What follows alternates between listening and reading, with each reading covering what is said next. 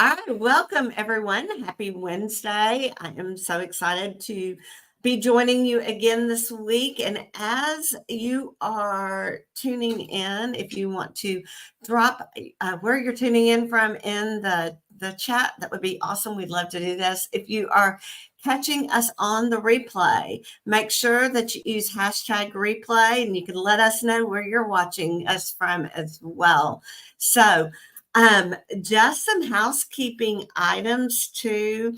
If you're joining from Facebook, really important that you give Facebook and StreamYard permission to speak to each other.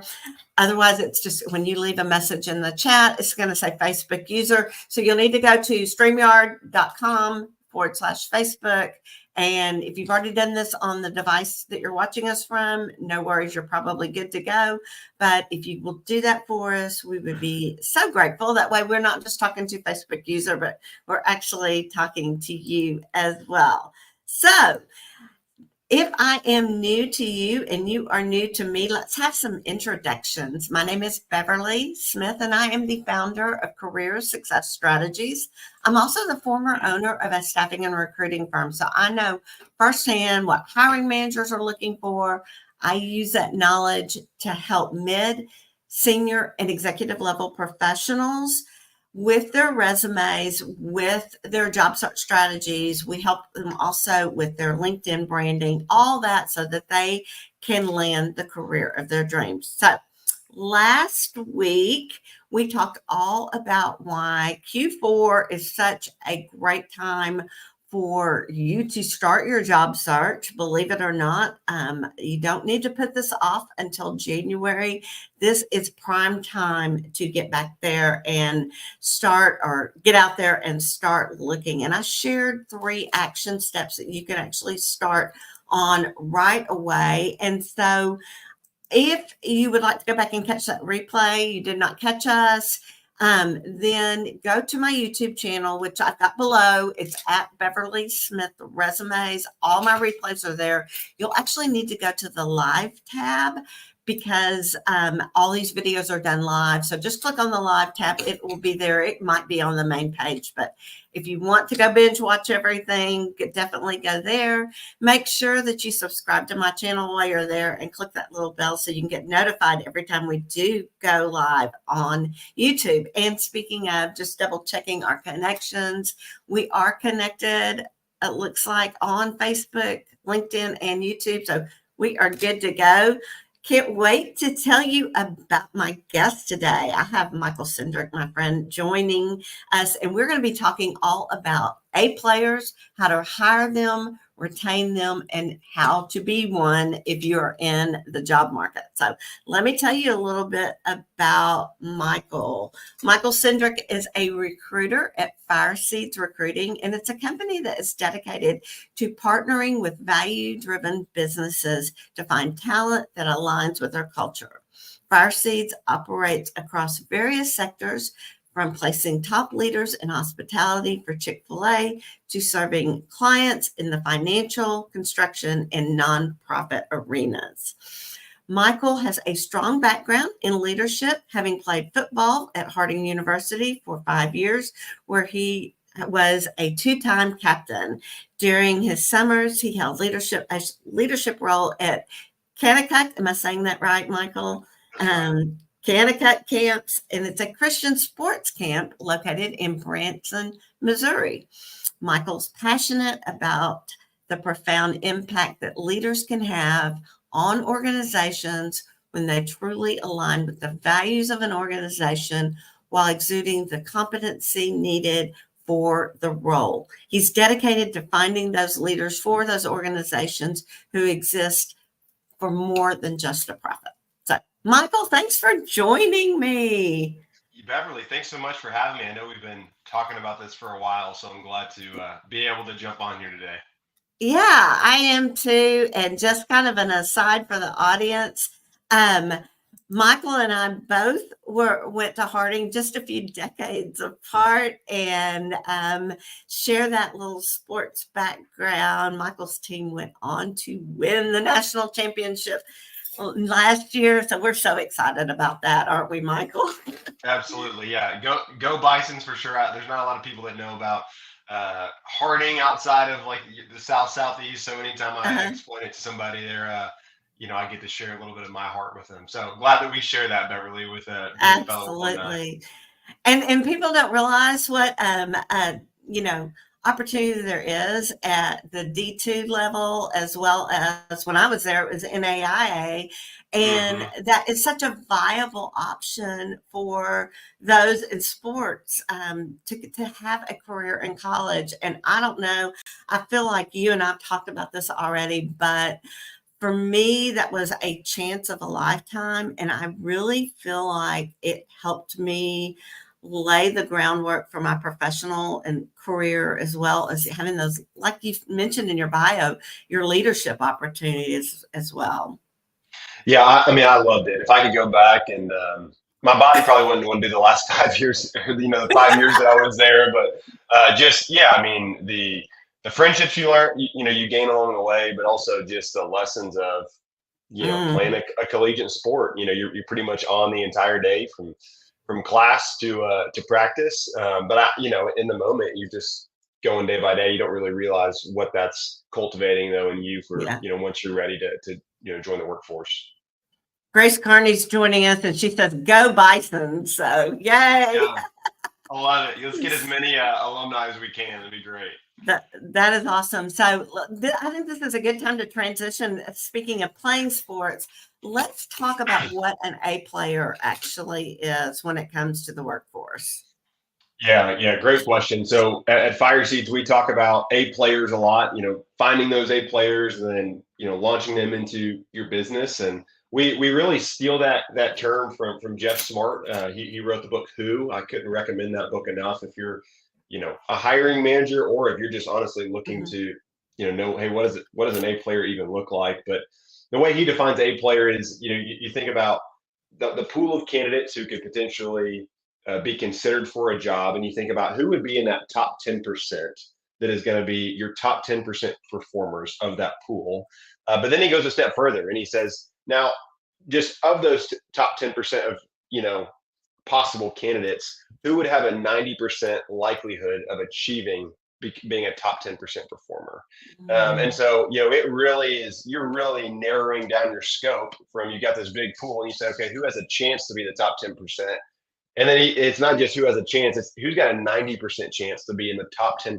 And so that's how we define an A player at Fireseeds. Obviously, that changes role to role based on mhm, what you're looking for and the requirements of what type of experience this needs. But I mean, really quickly, you can see it in that, Beverly, you're getting rid of a lot of mhm, applicants and candidates when you really are laser focused on finding A players for your business. And we talk about a lot is just when we talk to the companies, we say, hey, there is zero difference in who you hire and the type of company that you are. Like I've right, never seen a company that hires C plus talent that is an A plus company. Like that doesn't happen. And so very big on you are who you hire, and so finding those A players is crucial.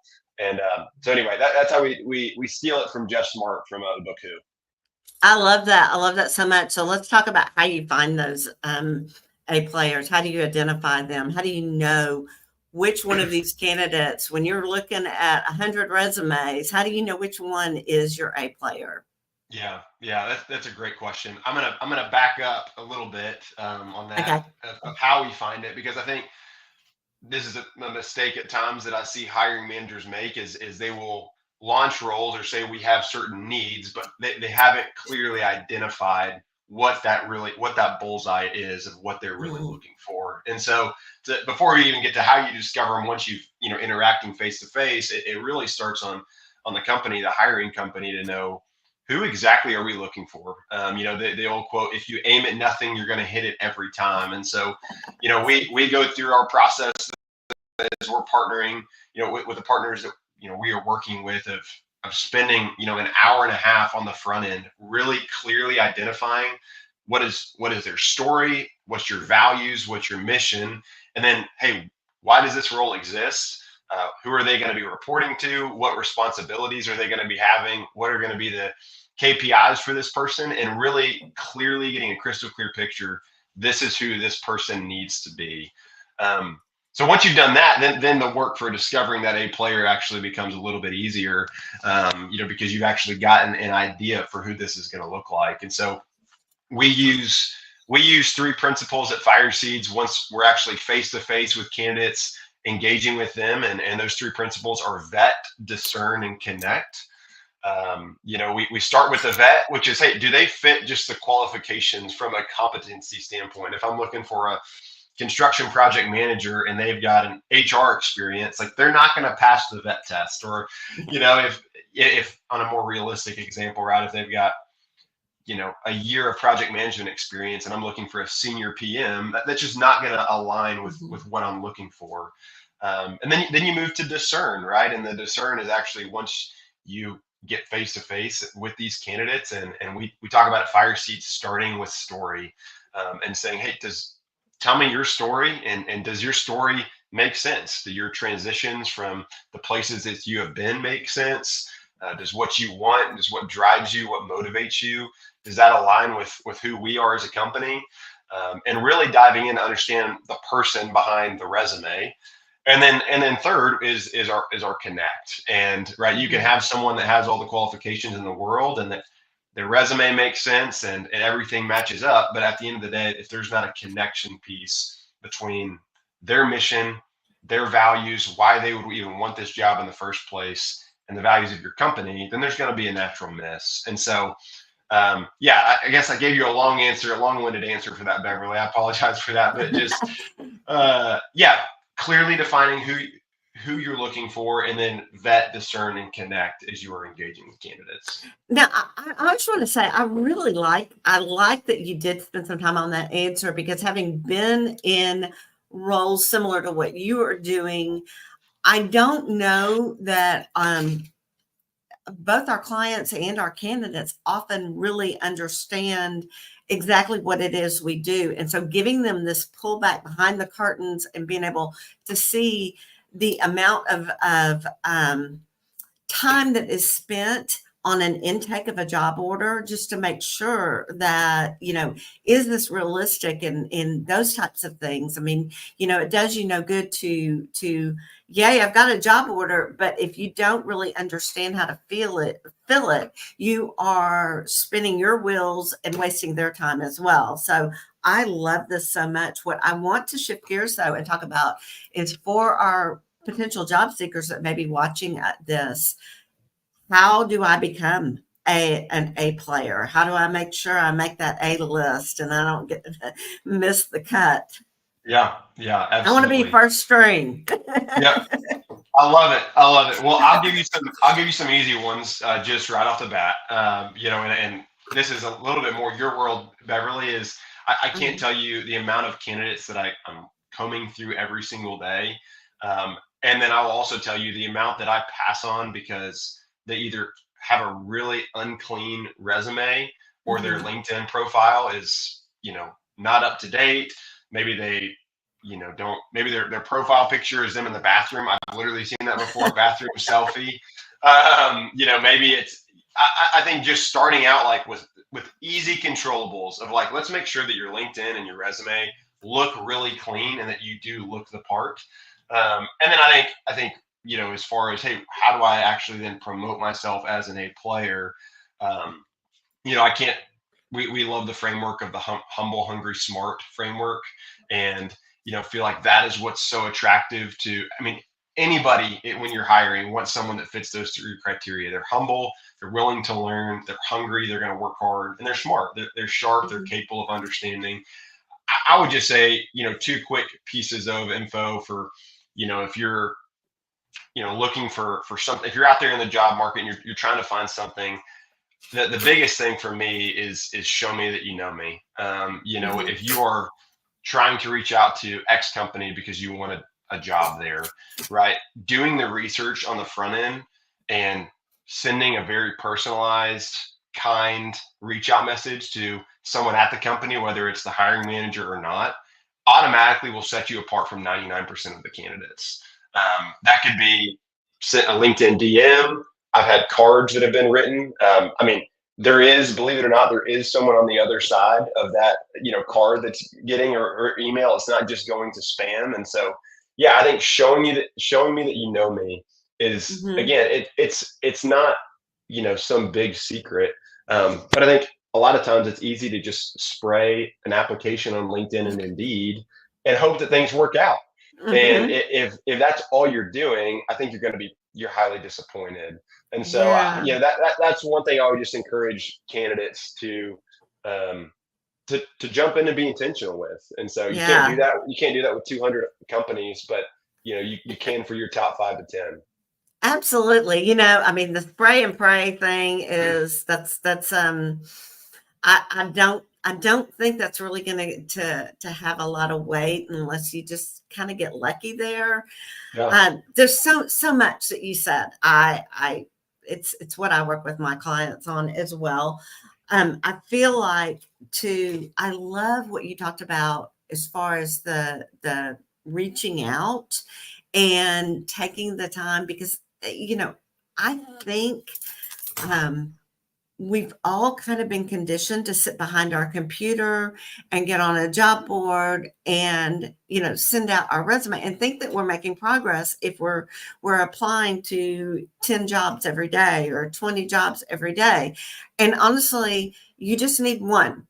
You need one job. And it would be great to have a choice. I get that, but at the same time, you need the right one. And so taking time to research, taking time to make yourself stand out, and why should I pick you? It's just like I worked with a client yesterday in a coaching call where I said, look, on the other side, as a recruiter, you have to understand those recruiters have 100+ responses. And if you can take the time to send me a DM on LinkedIn and say, hey, I applied for your position. Here's why I'm interested. I, you know, I think what he shared with me is that felt kind of spammy, and I shared back with him is no, you just made my life easier because That's you right. just went to the top of the stack That's because I right. popped over to your LinkedIn to see that you were actually qualified, and now you just saved me 5 hours. That's exactly so, right. Yep. And so and then to tie that into with your LinkedIn, then once I click on your LinkedIn and it's clean and it looks professional, then my radar already automatically goes up because, okay, now I see who you are. I trust you from even just what I'm seeing on the LinkedIn profile. I trust you more than I would just an application. And you took the time to reach out. It was personal. I automatically want to have a conversation with you unless you mhm. just wildly don't fit what I'm looking for. Yeah, yeah. So I feel like you kind of touched on this maybe just a tad bit earlier, but let's talk about what a company can do to attract these A players. What are those A players looking for in a potential company? Yeah, And great, great question. if you are an A player, what should you be looking for? Sure, sure. Yeah, great question. I would say three things. I was talking with a guy actually yesterday, and he said it in this way. As I was thinking about this, it's the same answer, but I like the way he said it. It's his three eyes, right, of what A players are attracted to in companies. I would say first from a baseline level would be income, right? I think A players are attracted to places where their work can be rewarded financially, and they're and if you're a hiring company, right, and you're thinking about how do I attract A players, making sure that you know people are compensated in a way that rewards your top performers. You wouldn't believe how Mhm. many times that doesn't happen, but making sure that the revenue of your company is directly going to be tied to the compensation of your top performers. And so I'd say the first is income, and I think with that is not just, hey, what can I make today, but A players are attracted to healthy companies that are growing, right? Because if there's Mhm. growth, there's going to be more growth in their roles. There's going to be expansions. So not just what they're going to be making day one, but also, I mean, A players want to know, is this a healthy company, and is this somewhere that I can ultimately feel safe if I want to be there for the next 1 to 3 to 5 years, that things aren't going to go belly up. I'd say Mhm. the second thing, and especially in today's culture, it's a lot things are a lot different since COVID. Would be independence. One of the biggest things of why A players leave is poor management, whether that's micromanagement, whether that's managers that just don't know how to lead well. And, A players ultimately, for the most part, I mean, they don't want to be in silos, but they do want to have freedom and flexibility to be able to Mhm. operate. And that goes from everything as far as just how their day-to-day responsibilities look to, is there any hybrid flexibility? Is there any in-person flexibility? Not that every job needs that. There's a lot of industries that you've got to be on site, but there is Mhm. a level of independence and flexibility that A players want, not so that they can abuse it, but so that they can know, hey, there's a lot of opportunities out there, and can this still support, my family, and is this still going to be healthy for me? And then I would just say, thirdly, Beverly, as far as what A players are attracted to in companies, I would say would be impact. Um, you know, there's a lot of people out there that they want to bring in income, they want to have independence, but at the end of the day, if those are your only two factors, then if company B then has more income, and maybe they say, hey, or you can have this amount of PTO, or you can have, you know you can work remote, then what brought the A player there would take them to company B. And so Mhm. that's why I say impact is my third, is because I'm a big believer that A players want to have an impact that's bigger than just the bottom line. They want to see Mhm. growth. They want to see growth in their people. They want to see growth in their organization, and they want their belief system to be tied, like, hey, do I believe in the mission and vision of this company?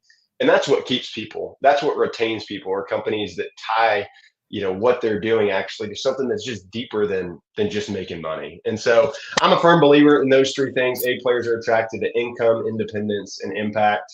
um, and I think that when you can find those A players that have all those three, and there's an alignment there, you just get to see a lot of really cool things as far as multiplication of growth in a company.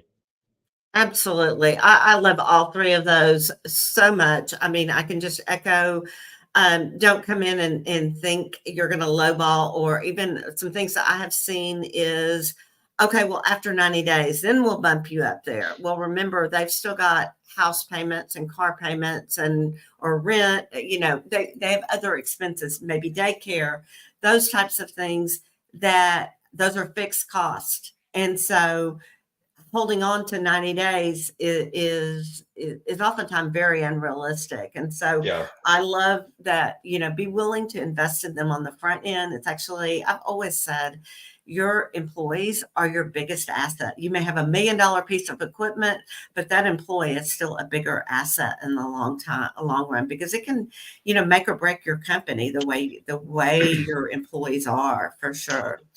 Yeah, it's shocking, Beverly, how many times, at an offer letter stage, and I'm not pushing back against budgets. I know there are budgets out there. You can't just go and spend whatever Yeah, you want, yeah, but yeah. it is shocking where the hiring manager can haggle over a $3,000 difference at the end of the day at a base pay, whether it's like they need 130 and they're at 125, and uh, that can be the deal breaker often. And then you think about all the pain actually that then causes them because they weren't willing to budge. Mhm. Now they've got their hiring is lengthened. You're right, then they actually don't have anyone in the first place, and so it's an opportunity cost, right, of what you're willing to give up, and Absolutely. what you're willing to gain. Absolutely. You touched on something else too that I thought was interesting, and that was the impact.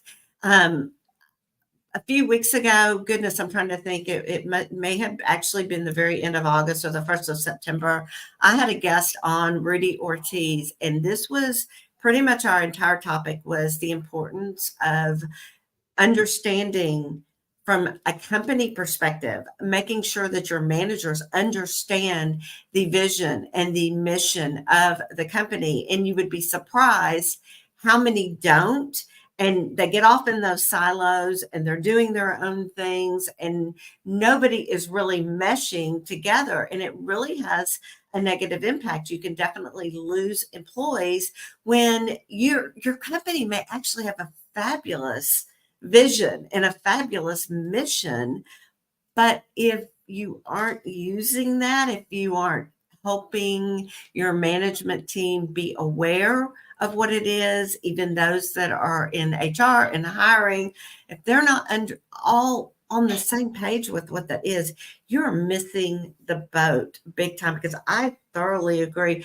I know that I would much rather work and be in an environment on a day-to-day basis where I felt comfortable as far as my values, probably that might even outweigh income in the long run, because you think about the amount of time you spend on the job, That's right. That you know. you hit it on the head. And one of my favorite things that our CEO actually does is exactly what you were just saying. Is there's a lot of there's a lot of companies now. I think thankfully, like vision and mission and your core values, that's becoming more talked about today. That being said, I'm not sure is that being as implemented as much as it's being talked about. But one of the things our CEO does is, I mean, at least at minimum twice a quarter, we Mhm. have time set aside to go over what is our vision, what is our Yeah, mission, what is our values, and how does your job directly align with exactly what our vision is. And so, bringing the entire company back to vision, mission, values, that's an investment of time that feels like, okay, we're not making money doing this, but also the alignment that it creates with all of your employees by doing that, I believe is far greater of a return than the money you could have made in that hour talking about your vision, your mission, your values. absolutely. That's such a great point. All right, let's shift gears just a little bit and let's talk about how A players can find employers where they'll flourish. Yeah, yeah, great question here. If I was advising anybody, and actually, there's a cool story about this. There was a guy that I was talking with, and he was coming out of ministry, and he wasn't wanting to be in ministry any longer. Was wanting to get into some type of sales roles, and we just started talking. And one of the things that I encouraged him to do was find the industry that you're interested in. Would be number one. Then identify a list of about 5 to 10 companies that are in your Mhm. city or in your industry. Maybe they're in your industry and you can work remote. Maybe they're in your city, and do your research. And then the fourth would be ask to jump on Zooms, take the coffee, even if there's not a job opening, to just learn and pick people's brains at the company. I can't Mm. tell you the amount of relational equity you're going to gain by doing that. I actually had someone do that to me. He was wanting to learn more about Fireseeds Recruiting, asked just to take me to coffee and hear my story and hear about what I did. We went to coffee. He just expressed a desire for recruiting. We got to connect. We didn't have anything open, but he wanted to continue to stay in touch. I actually sent him the book Who, and he read it within 2 weeks, sent me an email back of his thoughts, and we got coffee again. And there's just no doubt. I mean, if we were looking for a recruiter at that time that fit what he was looking for, I mean, he would be one of the top people that we would consider for that. And so, yeah, that takes time. That's not what other people are doing. But I mean, that's kind of the point, right? Is how do you be a little bit different? And if you come across as just very relational, hey, I just want to learn about what you do. I'm trying to find a fit. What's next for me, even if y'all aren't hiring. I just think over time, everyone may not say yes, but I do think you're going to have a high percentage that is willing to jump on for 20 to 30 minutes and for you just to get to Mhm. learn. And again, you just never know, especially in today with LinkedIn, where those connections and those dots are going to, line up. It is so 100% true. I love the idea of the informational interviews where it's just, it's more of a networking, it's That's more of right. just a time of connection. And I think that what can be really useful is like the example you gave was a very positive experience, but you could also maybe pick up on some negative vibes by speaking with someone that might raise a flag and might require further investigating research on your end. We tend to, when we're sitting on one side of the fence, we look at our neighbor's yard and say, man, their grass is green over there. It's awesome. It's awesome. I want to be over there. Meanwhile, they're looking at ours going, I love their flowers. I love their trees. Mhm. And we hate our trees because they don't grow any grass underneath them, or things like that. So it's being able to find that, you know, people, when they're in a more relaxed atmosphere, it's not a formal interview. It's just you wanting to learn and connect. You Sure. may uncover more potential there. And I just love it too, because one of the things that I teach is networking is not what you can do for me, but it's how can we serve each other? And That's right. it's, I mean, you and I kind of have that relationship as far as networking. It's like, okay, what is it? And it's, I think too many people approach something like this as like, well, do I ask them for a job? You know, and well, it's not appropriate, not inappropriate for you to say at the end of the call, do you, you know, would you keep me in mind if something does come open, or would you pass my resume along to the hiring managers of XYZ department if something does come available, those kinds of things. Yeah, absolutely. I couldn't agree more. And I think that is, I mean, we've talked about this, Beverly, even just on LinkedIn. This is a little bit different than what we were going to, but I want to go there for a second of just, I mean, how many DMs, as great a DMs as you do receive on LinkedIn, I'm sure, how many do you also receive that, someone connects with you and immediately it's this long paragraph of all the services they offer and how you, and it's like, there's just no trust that's built there. Like, why, Yeah. what about this would I want to help? And so, yeah, going into those and being what we talk about at Fireseeds a lot, relational over transactional, of just starting out. If you're at coffee with someone that is in sales at a company and you may want to be in sales, like, hey, can you just tell me your story? I just want to learn about you. Mm-hmm. The amount of people that are asking that, first off, is a very low percentage, and two, I mean, people naturally love to talk about themselves. They feel better about conversations after they've left if they've been the one talking more. I mean, these are just like natural psychology of just caring for Mm-hmm. people, asking great questions, and just gaining relational equity as you're having these conversations versus just, hey, I need a job, can you help? Yeah. So true, so true. And you said something there that reminded me of a woman that I am connected with on LinkedIn who did a TEDx talk. And it was actually on salary negotiations. But one of her strategies that she recommended was the phrase, tell me. Instead of maybe asking a more direct question, it's tell me more about what you have in mind there. And in this case, tell me about your story. I love that because it's so open ended, and people like to talk about themselves, and people like to 100%. help other people. You know, That's right. so I think that's a great approach. So for those of us that are watching, y'all need to write that down. Tell me. Start your questions with "tell me," and just sit back and listen. That's right. That's exactly right. And you also too, I mean, I like what you said too, how you can learn about the negative things as well. When you're in an interview, right? Everyone is naturally put together. Everyone's showing their best. The company and the employee are all, or the potential employee, the candidate are all putting their best face right there. That's a lot different whenever you take somebody out for coffee and all of a sudden you just start talking about their kids and start talking about their story. There's just a natural guard that is dropped. And that's where Hmm. you really get to learn actually what you want to learn. If you're an A player, that's where you really get to identify, is this an A level company or this maybe a B or C level company? And so, yeah, as much as I'm in the hiring process and I'm doing these interviews all day, I can't stress enough also the value of being away from that and Hmm. being able to find great information outside of a natural interview process. Yeah, yeah, and it kind of goes back to the thing that we talked about earlier as far as doing your research.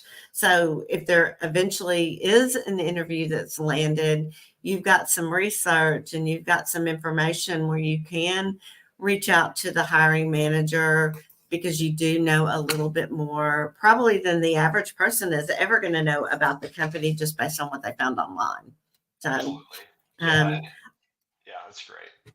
so let's switch gears. I want to talk about why an A player would leave their current company, Mhm. and what does that look like? Do you have suggestions about what we can do to retain it? And for those of you who are watching that are looking for a job, take note because this might be just the sign you need that maybe it is time to leave. So Sure. Sure. take it away. Absolutely. Yeah. Yeah. Well, I think that, some of this I touched on a little bit earlier of just, I'd say some of the biggest that I frequently hear is a lack of career advancement and a lack of growth opportunity. I think that sometimes companies can get, I think this goes both ways. I think sometimes candidates, can have false expectations as far as they've been in a company for 6 months, I should already be promoted. No, that's not how things are as much as it seems. There is a time factor of being invested in a company. But I also think if companies, haven't painted for their employees a path forward that, you know, the employee would be excited about, that's going to pretty soon wear off for most A players. Just to share even personal, I mean, something that we do at Fireseeds that I love is obviously we have an end of the year review. Everyone's got that. We're meeting with managers weekly, but we do have with our CEO at the half year mark at what we call a dream session, where we just get to dream about what our role could look like in the company a year from now, 3 years, 5 years from now. It's one of the funnest things that we do. It's not like a big, oh, you got to prep for this, but tell me, what are you dreaming about? Is this role even something that is exciting for you? Do you feel like your skill set could be used in something else? And I can't tell you the alignment that creates then between Fireseeds and its employees when everything's been brought out into the open of, I feel like I'd like to see myself more in management or more in a senior recruiter type role, whatever that may look like. And so, yeah, I would just say from a company standpoint, being intentional about your employees' career growth and their track would be obviously massive. I think a couple others would be work-life balance. Talk with a lot of A players that their company is perfectly fine with them going 70 to 80 hours a week and thinking, well, they're producing a lot, so they've got to be having fun. There's a lot of companies out there that are doing it well, that are, you can have a work-life balance, and that, you can have time with your family and time back home, and, time for yourself in a lot of ways. And so I would just say, companies that think, hey, this is going to be 70 to 80 hours and they're never going to get sick of that would definitely be some false expectations there. Um, and then I would just say the third would be, yeah, I mean, making sure you have the correct managers in place. Mhm. One of the number one reasons for candidates leaving opportunities is poor management or feeling disrespected. And so Mhm. developing your mid-level managers, your top leadership that, like what you talked about earlier, your vision, your mission and values are not just communicated, but, you know, they seep through your entire organization. That's going to create an overall organizational health that's going to make people want to stay. So, I mean, there's a lot of different things I could have gone into, but hopefully those three are helpful. Just some things that come off the top of my head. I think those are great. Absolutely. Yes. And people definitely, if they don't feel like there's a long haul position for them, they may leave very quickly too. I think the onboarding experience is Mm, where employee retention starts. Um, absolutely. and how you address that, having something where you've got something uniform and consistent across the board, so you're getting that message, that consistent message out there, but also too, having something in writing that's like a schedule that can be followed, so they can see this progression in their training, and that it's not haphazard. And and I know from being in your industry, I mean, it can change on a dime what's going on and everything, just so quickly that you don't want. There's just some industries that are naturally reactive. So Yep. the things that you can control and be proactive with, because I think there's a lot of people that thrive in that environment, and that's great. But having those things that you can control is really going to make a difference too on the long haul. So, Yeah, yeah. I love how you talked about the onboarding process too. I've had candidates almost leave before because their onboarding experience was wasn't structured. It didn't have, they didn't have the guardrails that they really needed. They didn't really know what they were even supposed to be doing. And so mm, that's something that, you can brush over as a company. Hey, we got the A player, we hired him. Well, now it's, do they have the support and the systems around them to actually thrive? And right. um, yeah, so I think it's great you touched on the onboarding, and what we always say about first impressions being everything. I mean, your Hmm. first 3 to 4 weeks in a company, if they're chaotic and unorganized, that is not going to leave a good taste in your mouth No. for however long you end up being with them. And so, yeah, I think that's a great addition as well for why A players would eventually leave. Yeah, definitely, definitely. And that, and like you said, the room for growth, I hear that one repeatedly. There's Hmm. no room. I just feel like, no one even cares, so having that I love too, what your company is doing with those semi-annual meetings, not Yeah. really even a meeting, but a dream session. That's so good to build that relationship and that alignment too. I love that as well. Well, you just touched on it. One of the things that it does is it gives you the feeling of simple two words that go so far, which, is the CEO that really is communicating to all of his employees, which is I care, and Mm, I care about you.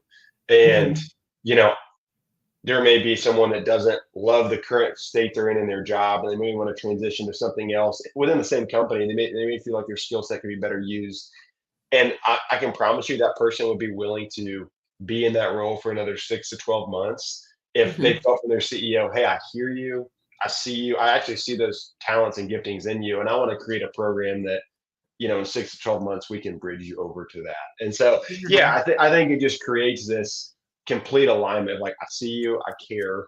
And I mean, gosh, the what that's going to do to tenure, keeping people wanting to be in a place where they feel cared about and they feel like, my CEO actually prioritizes my growth. I mean, Right. there's just no value on that. I think too, having been in business for so long, it's so easy to kind of get lulled into, okay, I've got this position filled right now. And I don't really want to do too much shuffling, but it goes back to the whole having not just the right people on the bus, but having them in the right seats. That's right. And just if you show that caring attitude, those types of things, those people, like you said, may be willing to stick around while you're working behind the scenes to facilitate that, if that is a genuine offer, a genuine interest for that employee. Otherwise, they're gonna pick up and go on. um, if they don't feel like you're really hearing them and hearing Yeah. what their desires are, or their concerns are, for that matter. Hmm. So I love Hmm. these points that you gave. I think that's really helpful. I want to ask you, is there anything going on in Fire Seeds that you want to promote? Tell our audience about. You have the floor. Yeah, I would just say I'll speak to hiring managers and also speak to folks that are looking for roles. For hiring managers, I think we are just really passionate about working with companies that have a high emphasis on culture and on values, and that is really in their hiring as well. We Mhm. typically are filling more management type roles. And so, if there's a management role, a director role, and up that you are looking to fill, and your company is like, we've got to have the values of our company in this hire. Yeah, I would be happy to jump on a call and just get to learn more about what you guys do and share what we do. And for on the other side of the coin, for candidates that are looking for roles, um, I'm going to give this an open invitation. I don't care what role it is. You Mhm. do what I said today. Send a personalized LinkedIn message. I would be happy to jump on a call with you for 20, 30 minutes and just get to connect, hear what you're looking for, hear your story, and see if I can be a resource, whether it's a search that I'm doing or just people that I've networked with that you may be able to I can connect you with that may be able to help. So that would be just two things there for candidates that are looking for something, or for hiring managers. So good, so good. So I put your email address and your website in the chat. So you guys, y'all reach out to Michael, and find him on LinkedIn, and make sure that you give him a connection request. Go in and ask to meet with him. I can't recommend that enough. Recruiters are so well. Um, they just network. And Mm-hmm. again, if you see candidates that don't necessarily fit your niche, but you're going to know those other people, and that's something I love to do too. I'm always trying to build my network of recruiters so that I can funnel people out. My clients that I work with, I love to. I don't do the job search portion anymore. Don't help them actually get in that role, but these are some of the strategies that I teach. So definitely make sure that you're reaching out to Michael. So any final thoughts you want to add? No, Beverly, just love what you're doing, and keep doing it. I think this is great. It's providing. I mean, I've been able to watch a lot of your past interviews, and just provides a lot of value. The people that you've been able to bring on. So keep doing it. If you're out there that's whether a hiring manager or looking for it, keep listening to podcasts like this and learning. Mm-hmm. I can't encourage that enough. Be a lifelong learner and soak up a lot of the nuggets in here, because I really do think it could. You could look back and be like, that's how I landed this job, or that's how I landed this, whatever that I now love. So just that'd be final thoughts for me. Great. Well, so to our audience, as always, if you found this episode to be helpful, please share that share it with your network. Be sure to connect with me on my LinkedIn as well, and follow me on YouTube. Make sure you connect with Michael on LinkedIn. And you can also click that little bell on my profile, both LinkedIn and YouTube, and that way you'll get notified every time I post. I try to post content that I think is going to be helpful, kind of like this episode as well. So it's a great way to, if you want to engage with those posts, it's a great way for you to grow your network. And we can talk more about that if that is something that you are wanting to do, is it grow your network on LinkedIn. I will be back next week, and I'm looking forward to seeing you then. Again, if you are searching for a job, I know it can be overwhelming, so don't go at it alone. If you're a mid, senior, or executive level professional, my team and I are here to craft you a custom resume and to guide you through the search and interview process. So reach out and book your complimentary consultation. Let me see if I can get that link up for you right there. And I will also, thanks, I'll also throw that in the chat as well. So if that makes it easier. And yes, I am definitely taking bookings right now. So if you will schedule your consultation, would love to help you there. And like I said, I will be back next Wednesday at the same time. So I will see you on our next video. Thank you, Michael. Thanks, Beverly. See ya.